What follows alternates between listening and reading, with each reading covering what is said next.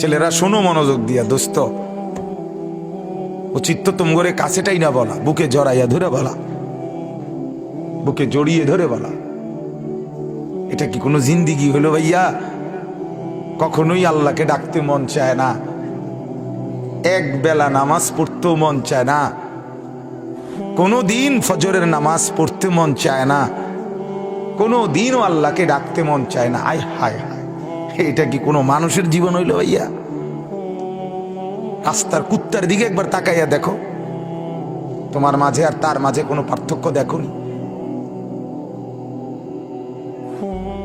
বেনামাজি তুমি দেখো, রাস্তার কুকুরে দেখো, তোমার সাথে তার তফাৎ কি দেখো না?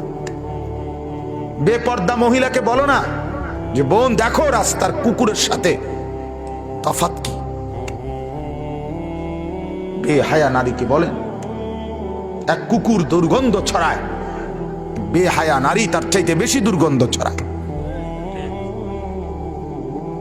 বেপর্দা নারী সমাজ আরো বেশি নষ্ট করে, সমাজ নষ্ট করে। যে মেয়েটা বেপর্দা হইয়া অসংখ্য যুবককে নিজের শরীর দেখাইলো, আল্লাহর কসম এই সমস্ত যুবকের গুনার সমপরিমাণ পীড়া ওই নাফরমান মেয়ের কাঁধে উঠবে, মহিলার কাঁধে উঠবে।